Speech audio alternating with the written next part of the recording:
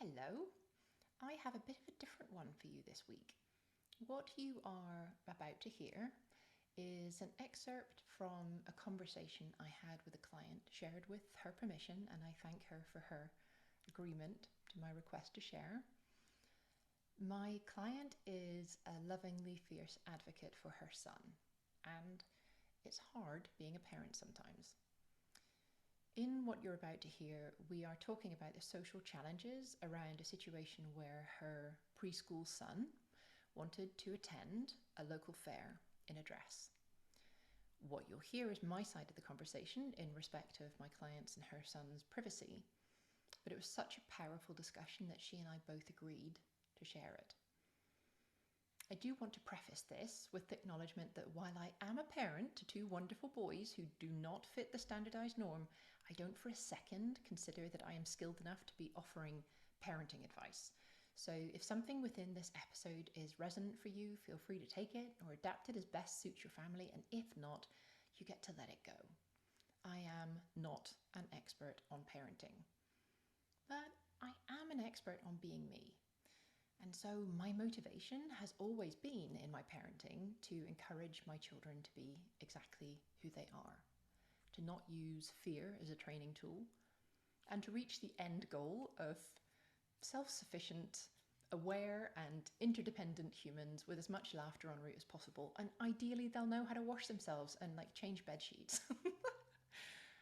How do I intend on getting there? Well, I start with the assumption that who my child is, who any child is, in the very kernel of themselves, is 100% who they are supposed to be. It's not my job to change them. The job of parenting, as I see it, is to allow humans to flourish. That's it. That also happens to be my coaching philosophy. Your child being accepted and encouraged by you to be who they are is what we're talking about. Now, that does not mean no boundaries. It does mean accountability with love. It doesn't mean no rules. It means knowing that the rules that you choose, they're aligned with you, and they're there to allow the skill building and the authentic flourishing of the human in your care in the modern world. And accepting unconditionally your child does not mean accepting any behavior, accepting behavior that you don't approve of, that you don't want to have around you in your life. It means loving the essence of that child enough, so much, that you can see their behavior as separate from their self, their worth, which is unchangeable and whole. Sometimes being a parent means doing the hard things, saying no when yes would be a hell of a lot easier. And sometimes it means being the boundary that your child, in whatever developmental stage they're in, gets to bounce off, or being the boundary that the world bounces off in protection and in belief of your child. Sometimes it means hearing things that you really don't want to hear. And sometimes it means changing your mind on subjects that you'd never even considered that there was another option on. But usually, in almost all cases, in my experience, it means facing your own childhood. It means learning how to be a human, including that experience, rather than reacting to your children from that experience. Sometimes it means being the human who cries in front of their child, to let them know that you are impacted by them, and being clear when you do so that it's okay to feel and express emotions, and that your emotions are not their responsibility to manage. But the biggest thing that caring for another human as exactly who they are will ask of you is to be rooted in your own self-love, the love of you as exactly the human you were born as.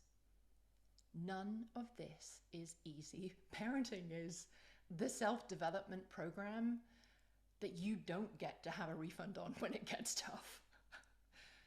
Now, please welcome my voice, my side of the conversation, but also my client's spirit as we talk about one of those times when being a parent is tough.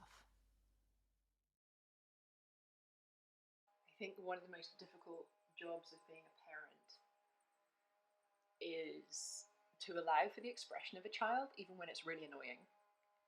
To allow for their expression without interruption from a socialized mind.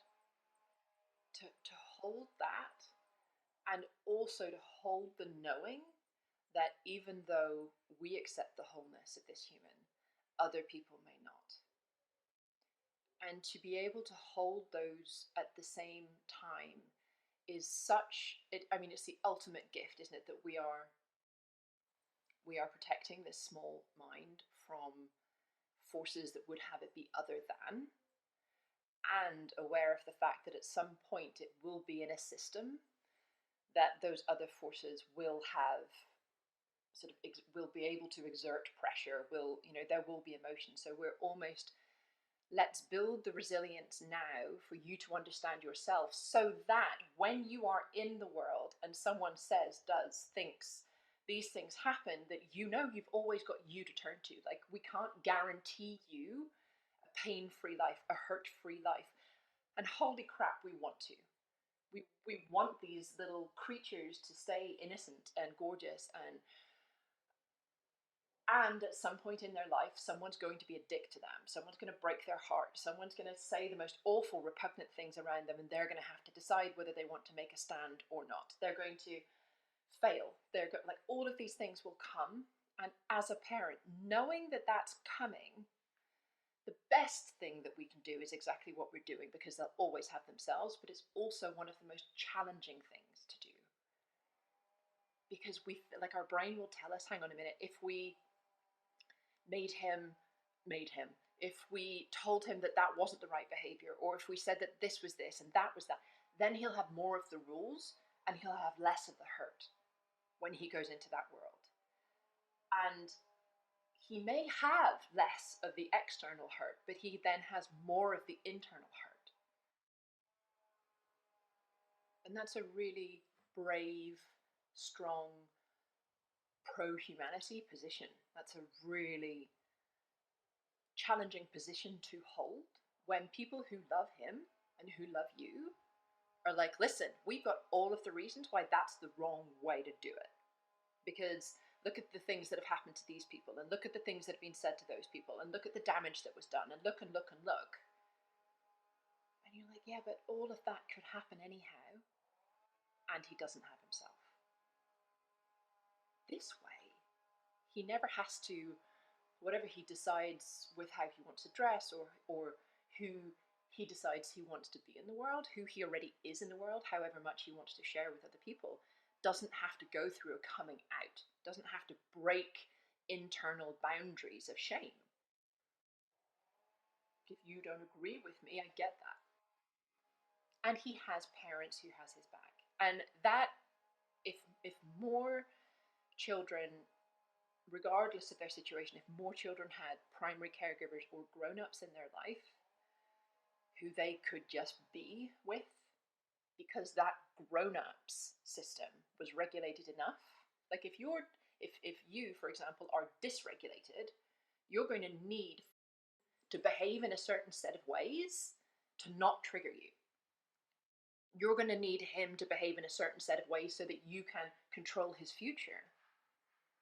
Right? All of those things come from a dysregulated system, but from a regulated system, shit happens. And real danger, we can see that. And we can do something about that, hopefully. But imagined danger doesn't also need to exist. It's such a strong position, and I 100%, I celebrate that more than you could possibly imagine, because the impact that you're making is not just it's with all of the children. All of the children.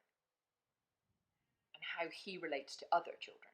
And how if he goes on to have children, whether they are biological or otherwise, or nieces or nephews, or adopted, or friends of friends of friends, all of those humans that he comes into contact with, coming from a regulated system, he changes the world. It's everything. It's everything, this work that you're doing. As a mother of children who are neurologically different to the standardized norm, I recognize the challenges of having a child that doesn't fit inside a system nicely and neatly. And I also recognize the instruction from other people whose children, either by training or by nature, just coincidence, do fit inside that system. The words that come out of their mouth that they think are loving, that aren't. The words that come out of their mouth that they think are supportive, that aren't. The words that come out of their mouth where they think they're telling me the truth and it isn't the truth, can rupture a relationship. It's a strong stand to take for your child. I don't mean you're taking it for your child. I mean, the stand is, I am for my child, whatever the fuck he wants. Not in a, give him all the sweeties. Not, I don't mean it like that. I mean, who he is exactly who he is meant to be. Hi. I really hope that in listening to this episode, if you are a parent, especially if you are a parent of a child or children who don't fit the convenient socialized boxes, that you know you're not alone. The work that you're doing here with me to learn about and to partner with your central nervous system will, in and of itself, impact the world.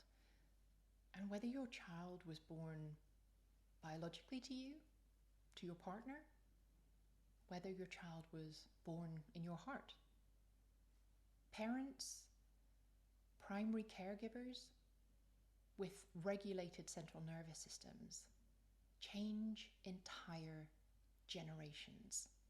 It gives me goosebumps just to think about it. Holding the big, hard things of life on your child's behalf can seem really unfair. Sometimes it is unfair. And I want to witness that. Being a grown-up can be really hard. Being a parent can be so hard. And you've got this. You're doing great. I'll speak to you next week.